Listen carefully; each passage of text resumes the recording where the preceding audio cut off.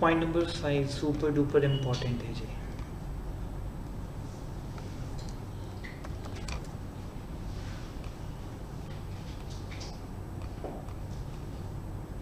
Page number 22 पे हूँ जी मैं। क्वेश्चन नंबर 21 है जिसमें ये सेम पॉइंट एक्सप्लेन किया गया है 45(5)(a। पहले यहाँ से पढ़ लेते हैं, फिर वो अपने आप कवर अप हो जाएगा, ठीक है, क्योंकि मैं अब पूरा डिटेल में ही समझा रहा हूँ, तो यहीं से कर लेते हैं इसको कवर अप। ये टॉपिक हमारा ऑलरेडी हो जाएगा। आप वहाँ पर लिख भी सकते हैं कि refer the page number 22। Table के अंदर भी लिख सकते हैं कि explained in detail on the page number 22। Joint development agreement JDA, इसकी पहले भी जिक्र हो चुका है जी। और मैं आपको पहले भी बता रहा हूँ कि एक फार्मर है जी जिसके पास मेन रोड के ऊपर लेट से 10 एकड़ जगह है, और एक बिल्डर वहाँ से क्रॉस कर रहा होता है, और वो बिल्डर उसको कहता है कि सर यहाँ पे आप फ्लैट बनवा लो तो बड़े बिकेंगे। तो वो कहता है कि जी मेरे पास तो पैसे हैं नहीं। तो बिल्डर कहता है कि जी फ्लैट मैं बना देता हूँ और 40% फ्लैट्स आपको दे दूँगा, ठीक है, और 2-4-5 साल लगेंगे इसके ऊपर, और वो 40% फ्लैट्स आप रख लेना, उनको बेच के जो पैसे मिलेंगे वो आपके, 60% फ्लैट्स को जो पैसे मिलेंगे वो मेरे। That is a joint development agreement. जगह आपकी, बिल्डिंग मेरी, ठीक है, और जो भी सेग्रीगेशन होगी 40%, 80%, 90%, 10%, मेरे को नहीं पता क्या आपस में डील होगी। ये बात क्लियर है। प्लस मैंने आपको बताया था कि फार्मर कहता है कि सर 4 साल मेरा सर्वाइवल कैसे होगा, फ्लैट बनाने में 4 साल लग जाएंगे, और वो 4 साल मेरा तो खेत भी आपने ले लिया और मेरे पास तो पैसे हैं नहीं। तो वो कहता है कि जी 40 फ्लैट भी दूंगा और 50 लाख रुपया अभी देता हूँ। ये बात क्लियर है। प्लीज मेरी बात ध्यान से सुनिएगा जी। अब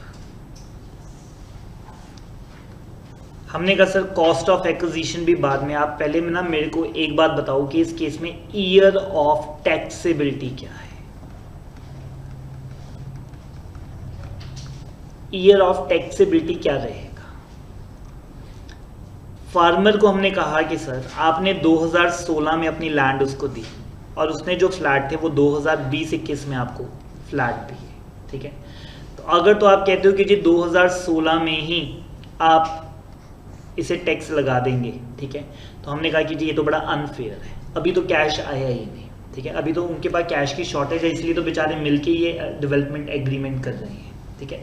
इन दैट केस हमने कहा कि sir the year in which CC completion certificate मिलेगा ना, उस साल टैक्स लगाना। आप उस साल टैक्स लगाइए, अभी मत टैक्स लगाइए। गवर्नमेंट भी बहुत जल्दी मान गई। हमने कहा कि जी आप इतनी जल्दी कैसे मान गए।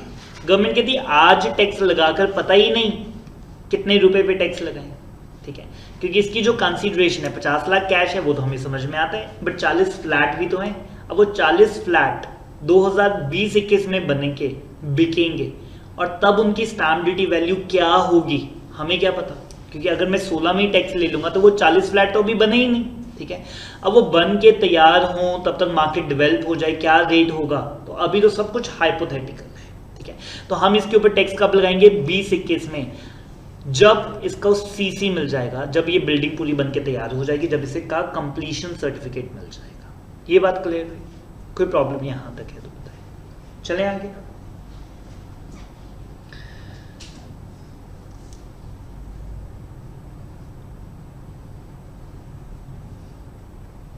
सुनिएगा जी।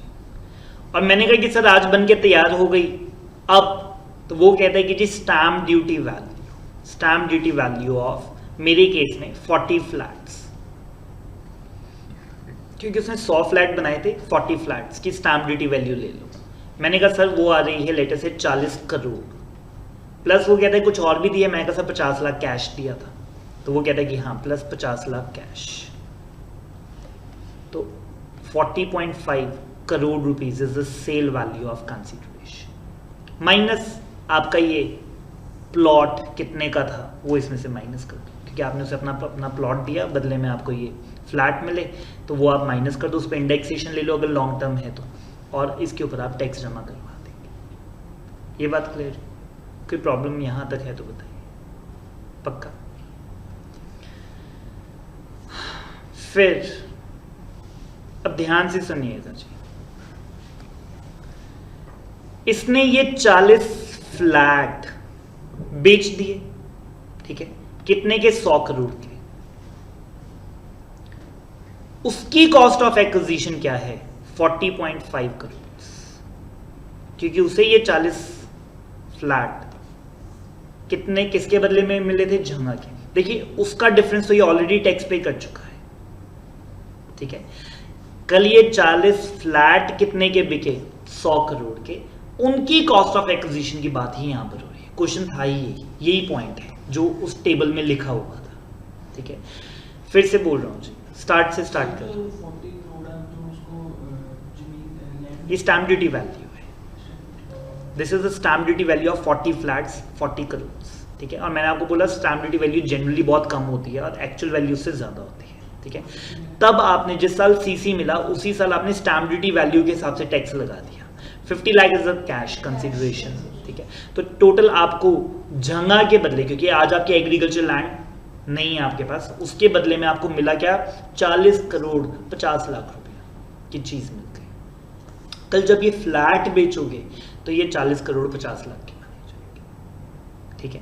आप कहते हैं कि सर अभी सिर्फ 20% फ्लैट बिके हैं, तो इसका 20% कर लो, ठीक है, क्योंकि आपको 40 करोड़ 50 लाख के अंदर 40 फ्लैट मिले। तो अगर आप बोलते हो कि सर अभी एक फ्लैट बिका है 2.5% हुआ, आप इसका 2.5% कर लो, प्रोपोर्शनेट आपको करना पड़ेगा। मैंने सिंप्लीफाई के लिए क्या बोला कि मेरे 40 के 40 फ्लैट इकट्ठे ही बिक गए 100 करोड़ के, ठीक है। वो 40 फ्लैट कितने के थे, 40 करोड़ 50 लाख पर तो मैं पहले ही टैक्स दे चुका था, ठीक है। और बाकी का टैक्स अब आप मेरे से ले लीजिए, क्लियर है। तो वो कहते हैं जिस अमाउंट पे हमने आपको ऑलरेडी टैक्स लगा दिया, आपने मेरे को किस अमाउंट पे टैक्स लगा दिया, 40 करोड़ 50 लाख पे, लेकिन इसमें से इंडेक्स कॉस्ट ऑफ लैंड अभी माइनस मैंने की है, ठीक है। तो यहां पे जो वैल्यू मानी गई, जहां पे जो वैल्यू मानी गई वही मेरी कॉस्ट मानी जाएगी, क्योंकि मैं लेटर से वो मेरी 10 करोड़ आ रही थी, ठीक है। तो मैं 30 करोड़ 50 लाख का टैक्स पे टैक्स पहले ही दे चुका हूं, ठीक है। तो यहाँ पे जो आपने मेरी फेयर मार्केट वैल्यू ली थी, फेयर मार्केट वैल्यू यहाँ पे उन्होंने क्या बोला कि क्या मानी जाएगी, स्टैम्प ड्यूटी वैल्यू। तो ये फेयर मार्केट वैल्यू ही उन फ्लैट्स की कॉस्ट ऑफ एक्विजिशन मानी जाएगी। अगर आप बोलते हो कि सर 40 में से 20 बिक गए तो ये आधी कर लो, ठीक है। अगर आप बोलते हो 10 बिक गए तो 1/4 कर लो, ठीक है। इस तरह से ये निकाली जाएगी। कोई प्रॉब्लम है तो बताएं। सर आपने प्लॉट माइनस किया कि वो जो 10 करोड़ आपने बोला कि वो भी नहीं, ये तो मेरी वो लैंड है जी, वो खेत था ना 10 एकड़ का, वो मेरे नाम पे था, वो मैंने दे दिया, बदले में मुझे क्या मिले 40 फ्लैट मिल गए, ठीक है।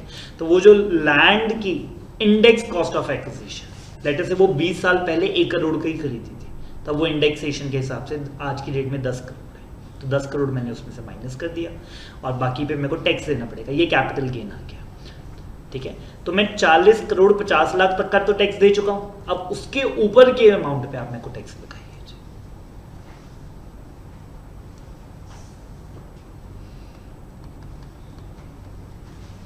रीड करवा दूं आपको, ठीक है, ये क्लियर हो जाएगा। एक और चीज है जी, हमने कहा कि सर अगर सीसी मिले बिना ही पहले ही फ्लैट बेच दिए, ठीक है। देखिए यहां पे ना गवर्नमेंट बहुत गुस्सा है, ठीक है। गवर्नमेंट कहती है कि जी हम तो बड़े गुड फेथ में आपसे वेट कर रहे थे कि आप सीसी लोगे, पहले प्रोसीजर फॉलो करोगे, उसके बाद आप फ्लैट बेचना शुरू करोगे। बट अगर किसान ने पहले ही 10 फ्लैट बना के, देखिए फ्लैट सारे बन के तैयार हो गए, सीसी आप अप्लाई नहीं कर रहे, क्योंकि आपको पता है सीसी अप्लाई करते ही मेरे को टैक्स पड़ जाएगा, ठीक है। आप सीसी अप्लाई नहीं कर रहे और किसान ने क्या किया, 10 फ्लैट बेच दिए। गवर्नमेंट कहती है सारी डील कैंसिल, अब आपको जो टैक्स है 2016 में ही लगाया जाएगा, विद इंटरेस्ट टैक्स जमा करना होगा। कहां पे बैठे हो आप, 2020-21 में, और सीसी से पहले ही आपने सर्टिफिकेट लिए बिना ही फ्लैट बेचने शुरू कर दिए। तो गवर्नमेंट अब यहाँ पे गुस्सा है जी, और उन्होंने कहा कि जी अब ये स्कीम, ये बेनिफिट नहीं मिलेगा, ठीक है। अब आपने सीसी से पहले ही अगर फ्लैट बेचने शुरू कर दिए, सो इन दैट केस 2016 में ही टैक्स लगाएंगे, फिर हम आपको बेनिफिट नहीं देना चाहते, क्योंकि एक्चुअल में तो आपकी प्रॉपर्टी ट्रांसफर कब हुई थी, 16 में। ये तो हमें ऐसा लगा कि आपको कंसीडरेशन जाके 21 में मिलनी है तो हम आपको 21 में टैक्स लगाएं, लेकिन आप तो हमारा गुड फेथ को बैड फेथ कर रहे हो, ठीक है। अब हमने आपको कोई फेवर नहीं देना, अब 16 में ही आपका टैक्स कंप्यूट किया जाएगा, और स्टैम्प ड्यूटी वैल्यू भी अब उनको पता है, ठीक है। अब वो बैक डेट में लगाएंगे और 3 साल का ब्याज भी लेंगे आपसे, ठीक है। But this scheme is available only for the individual and HGF. पढ़ लेते हैं जी, सारा कुछ लिखा हुआ है, आपको नोट करने की जरूरत नहीं है। जिस केस में आपने 30.5 करोड़ लिया, मतलब 10 करोड़ का लैंड ले लिया, तो फिर 100 करोड़ में जब हम बेच रहे हैं उस 40 फ्लैट को, तो उसमें से 30.5 करोड़ नहीं माइनस होना चाहिए? नहीं, 10 तो आपकी कॉस्ट ही है, इस पे तो मैंने टैक्स जमा करवाया था।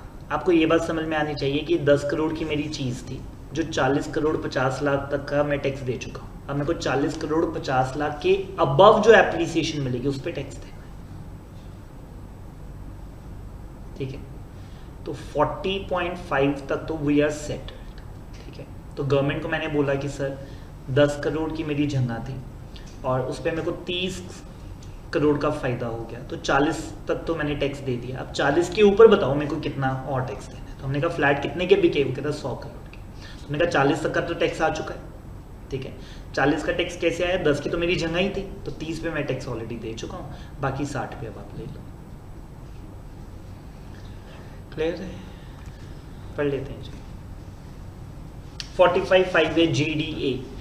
So the special provisions for the computation of the capital gains in case of joint development agreements as per the section 45(5)(a) of the Act are as under. Number 1, applicability only applicable to individual and HUF. Very important है, किसी भी और SSC का अगर JDA हुआ तो उसको ये बेनिफिट नहीं है, उसको तो उसी साल में टैक्स देना पड़ेगा। कब?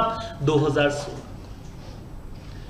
कैपिटल एसेट ट्रांसफर, तो वो कहता है कि क्या ट्रांसफर किया, वो कहता है लैंड या बिल्डिंग या बोथ, ठीक है जी। चलें, specified agreement means the registered agreement in which, the very important word registered agreement, ये JDA का जो agreement है ये registered होना चाहिए जी, unregistered के केस में ये benefit नहीं मिल पाएगा।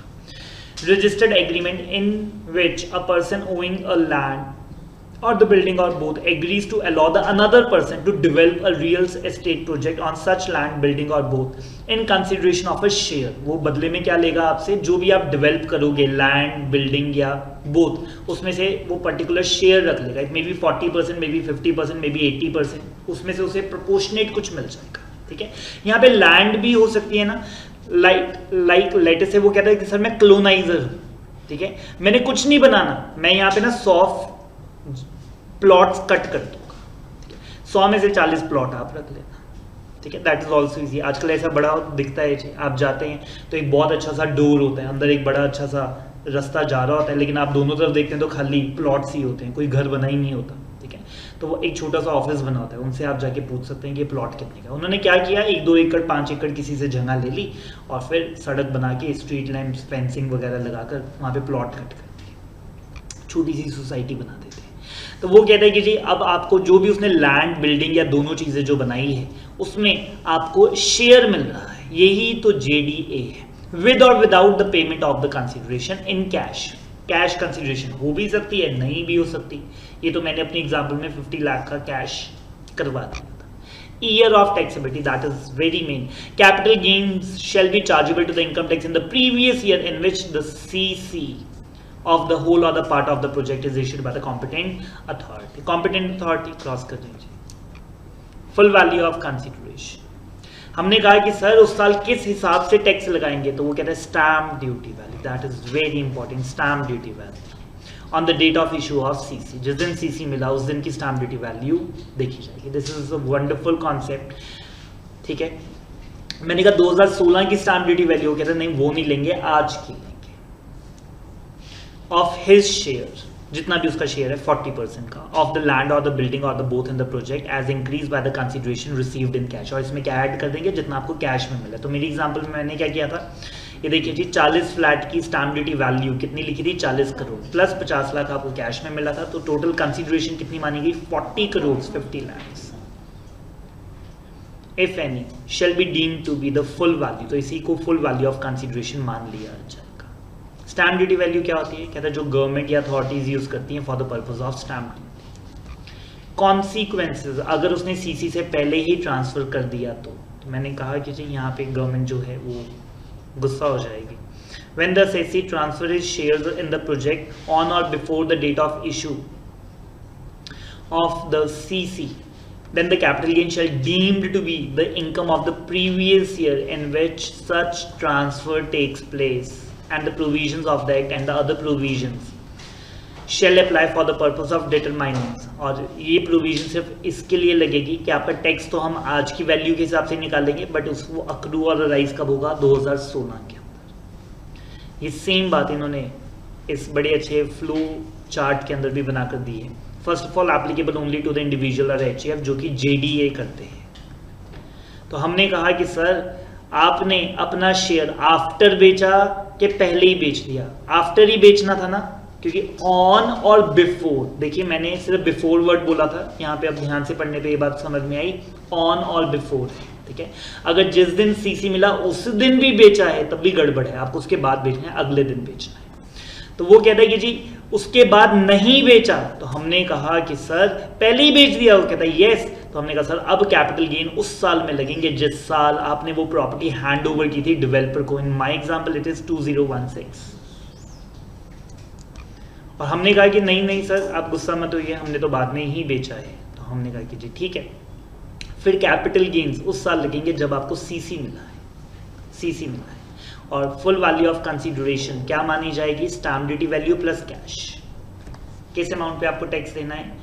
फुल वैल्यू ऑफ कंसीडरेशन क्या मानी जाएगी? Stamp duty value of your share, जितना भी आपका शेयर था। मेरे एग्जांपल में 40% शेयर था 40 फ्लैट से, उनकी stamp duty value 40 crore plus cash consideration if any. और दिस इज द पॉइंट जिसके लिए मैं आपको करवा रहा था। ये जो फुल वैल्यू ऑफ कंसीडरेशन है, इसी को आपकी कॉस्ट ऑफ एक्विजिशन मानी जाएगी जब आप उन फ्लैट्स को सब्सिक्वेंट सेल करोगे। तो 100 करोड़ के जब वो फ्लैट आपने बेचे तो वो 40 करोड़ 50 लाख रुपया आपकी कॉस्ट ऑफ एक्विजिशन मानी जाएगी, ठीक है। और लॉन्ग टर्म है या शॉर्ट टर्म है वो आप देख लेना, ठीक है। आप में से कोई कहे कि सर इसको पीजीबीपी में ले जाओ, बिल्कुल भी नहीं, ये तो फार्मर है जी, ये कोई प्रॉपर्टी डीलर नहीं है। जबकि वो जो बिल्डर था जिसने 60 फ्लैट अपने पास रख लिए वो पीजीबीपी में जाएगा, ठीक है। ये जो फार्मर को 40 फ्लैट मिले हैं ये तो कैपिटल गेन्स में ही टैक्सेबल होंगे। आप कहेंगे कि सर बिल्डर का तो पीजीबीपी में जाएगा। तो प्रॉब्लम वापस आते हैं जी, पेज नंबर 11 पे थे यहाँ। 12 टैक्स पेबल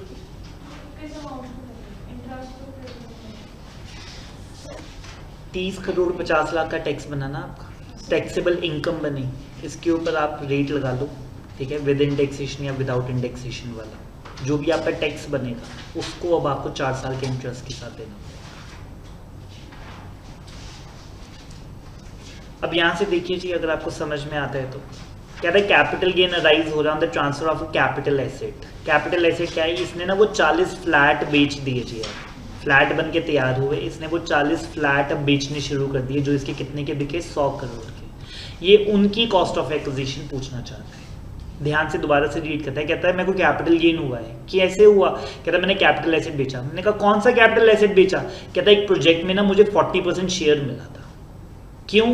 कहता वो 45/5A वाला प्रोजेक्ट था जी, JDA, जिसके अंदर लैंड या बिल्डिंग मैंने अपनी दी थी और उसके बदले में मुझे 40% शेयर मिला था, which is chargeable to the tax in the previous year in which the CC for the completion जब आपको मिल जाता है।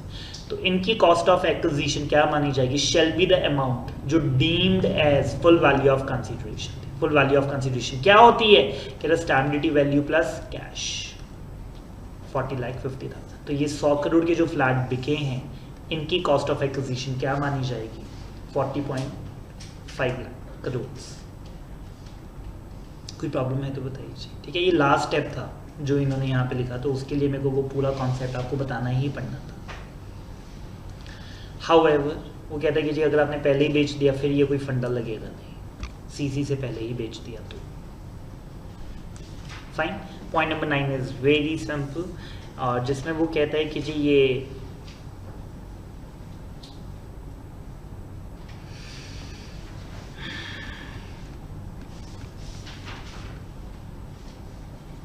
Inventory converted into capital asset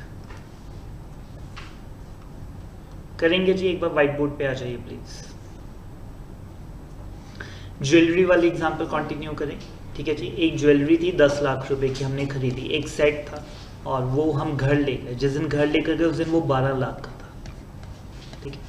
और यहाँ पर सेक्शन 28 लगेगा जी, फेयर मार्केट वैल्यू। उस दिन की जो भी फेयर मार्केट वैल्यू है that will be deemed to be. तो डीमिंग की प्रोविजन में मैंने आपको ये BGBP में ऑलरेडी करवाया है।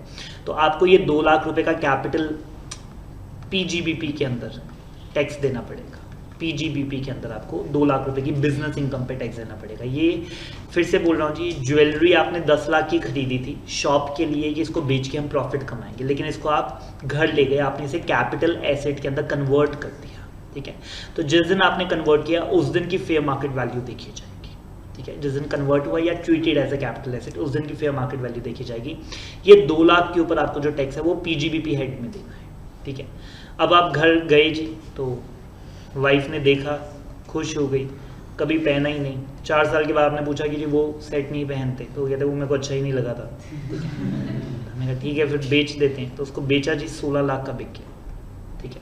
ये जो 4 लाख रुपए हैं कैपिटल गेन है, इंडेक्सेशन आपको मिल जाएगी क्योंकि 36 महीने से ज़्यादा हो गया मेरे एग्जाम्पल में, तो 12 लाख के ऊपर आपको इंडेक्सेशन मिल जाएगी और फिर जितना भी आएगा वो कैपिटल गेन में होगा। लेकिन कॉस्ट ऑफ एक्विजिशन क्या है? Fair market value on the date of conversion. PGBP के अंदर जो फेयर मार्केट वैल्यू को कंप्यूट करके आपका पीजीबीपी का टैक्स निकाला गया था, क्योंकि 10 से लेकर 12 तक का तो टैक्स ऑलरेडी दे चुका हूँ, अब 12 से 16 का टैक्स आप मेरे से लीजिए। सो रीड कर देते हैं जी। वो कहता है कैपिटल गेन आपको राइज हुआ है जब आपने कोई कैपिटल एसेट ट्रांसफर किया जिसकी रेफरेंस सेक्शन 28(6)(a) में की गई थी।